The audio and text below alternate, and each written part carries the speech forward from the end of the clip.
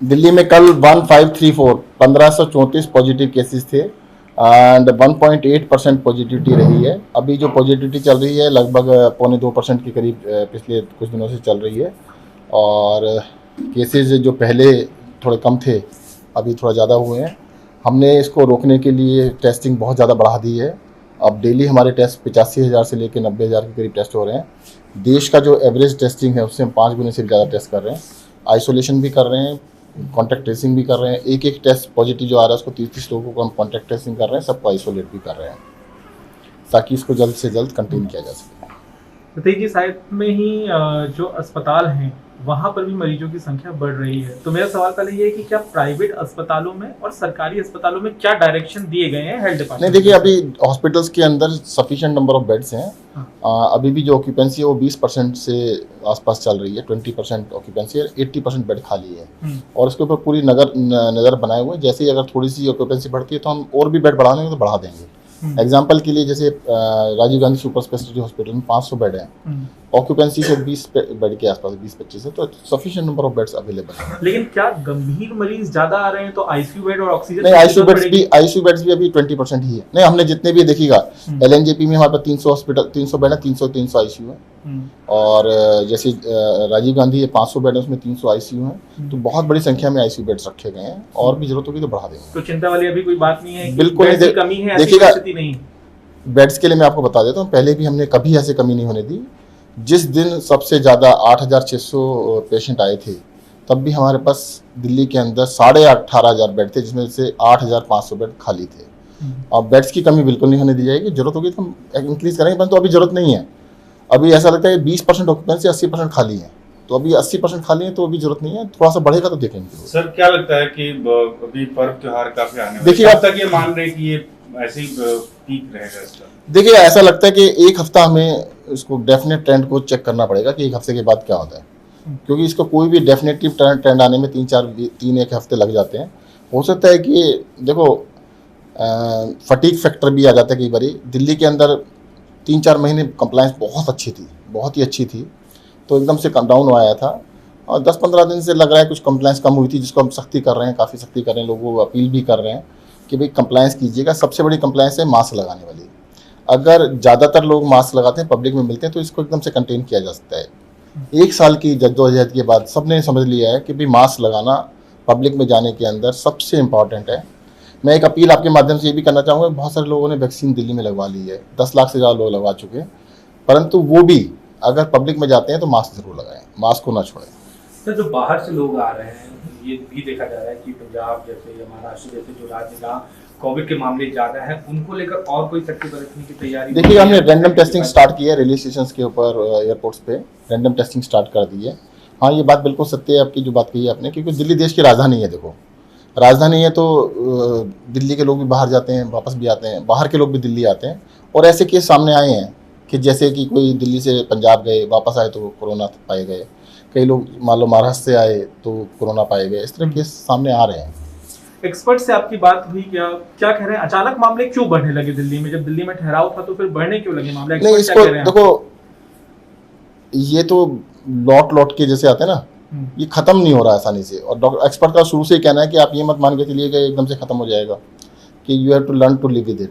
अब लर्न करने के अंदर ये है कि लोग मास्क लगाते हैं, 2-3 महीने शिद्दत से लगाते हैं, फिर एकदम से छोड़ देते हैं। तो मुझे लगता है कि जो समझ में आ गया, भाई देखो बाकी कुछ समझ नहीं आया, ये बिहेव कैसे करेगा वायरस, कैसे नहीं करेगा, गर्मी में चलेगा, सर्दी में चलेगा या नहीं चलेगा। ऐसे तो कुछ का कहना ये भी है कि जब मौसम बदल रहा है, जिस टाइम पर भी मौसम बदल रहा है, एकदम से इसकी काफ़ी बढ़ते हैं। जैसे सर्दियाँ आई थी तो बढ़े थे, पिछली बारी गर्मियाँ स्टार्ट हुई तब बढ़े थे, अब गर्मियाँ स्टार्ट हुई तो स्टार्टिंग में मतलब मौसम बदलने में है, परंतु इसका कॉन्क्रीट कहना कि भाई ये यही कारण है, ऐसा नहीं है। पर मैं ये कहता हूँ कि भाई जो भी कारण है, जिस भी कारण है, उससे बचाव का रास्ता पता लग गया आपको। अब बचाव का रास्ता पता है तो मास्क लगा लो ना, इसके अंदर इश्यू क्यों बनाना है? ये साथ ही ये जो प्राइवेट अस्पताल हैं, क्योंकि मरीजों की संख्या बढ़ रही है और लोग प्राइवेट अस्पताल का भी ज्यादा रुख करते हैं, प्राइवेट अस्पताल मनमानी न करे, इसके लिए भी सरकार ध्यान रख रही है क्या? देखिए, सरकार ने पहले ही आदेश दिए हुए हैं, रेट्स फिक्स किए हुए हैं, उससे ज़्यादा नहीं मिल पाएंगे।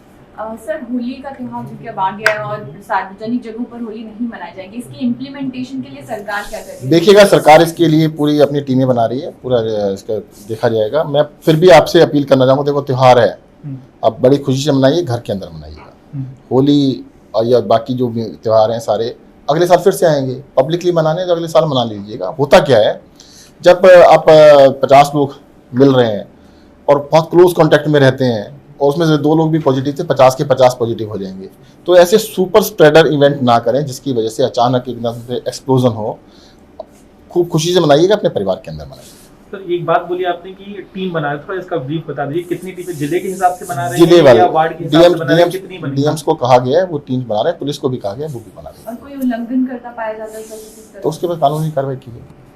सर 1 अप्रैल से जो 45 साल से ऊपर वाले सभी लोगों के लिए वैक्सीनेशन शुरू कर देगा, तो दिल्ली में भी 1 अप्रैल से शुरू हो जाएगा और उसके लिए बिल्कुल तैयारी करें? 1 अप्रैल से हम स्टार्ट कर देंगे। मैं आपको जानकारी के लिए बता देता हूँ, वैक्सीनेशन में एक थोड़ी दिक्कत ये आ रही थी कि उसको रजिस्टर्ड कराना होता है पहले।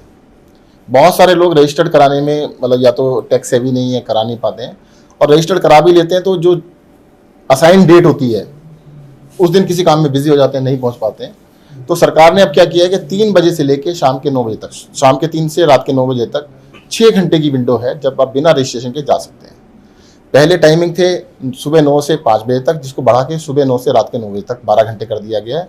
और इसका ध्यान रखते हुए कि भाई अपनी कन्वीनियंस के हिसाब से आप चले जाइए। अभी होता क्या था कि लोग ऑफिस में काम करते हैं, अब 6 के 6 दिन ऑफिस में काम कर रहे हैं, संडे छुट्टी है तो संडे को वैक्सीनेशन नहीं होती, तो उनको टाइम सूट ही नहीं करता।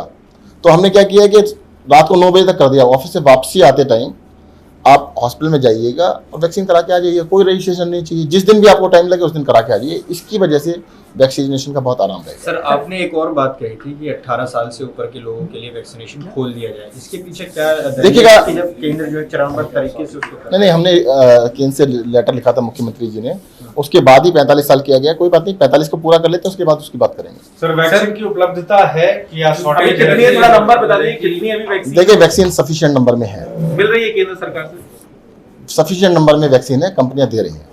सर ये रूमर एक फैल रही थी लगातार और राज्यों में लॉकडाउन को देखते हुए कुछ शहरों में कई लोग दिल्ली में भी लॉकडाउन की अफवाहें फैला रहे हैं, उसके लिए एक अगर आप जारी कर सकते अभी हैं। लॉकडाउन की ऐसी कोई संभावना नहीं है। मैं आपको एक और चीज बताता हूँ, लॉकडाउन करके देखा गया था, लॉकडाउन करने का कुछ लॉजिक था। लॉजिक ये था कि उस टाइम पर किसी को भी नहीं पता था ये वायरस कैसे फैलता है।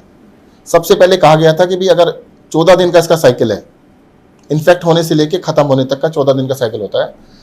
एक्सपर्ट्स का ये कहना था कि अगर 21 दिन के लिए 21 डेज के लिए आप टोटल चीज़ों को एक्टिविटी को लॉकडाउन कर देते, जो जहां पर है वो वायरस वहीं खत्म हो जाएगा, ये फिर आगे फैलना बंद हो जाएगा। लॉकडाउन को बढ़ाते गए, उसके बावजूद भी ऐसा नहीं हुआ कि कंप्लीटली खत्म हो जाए।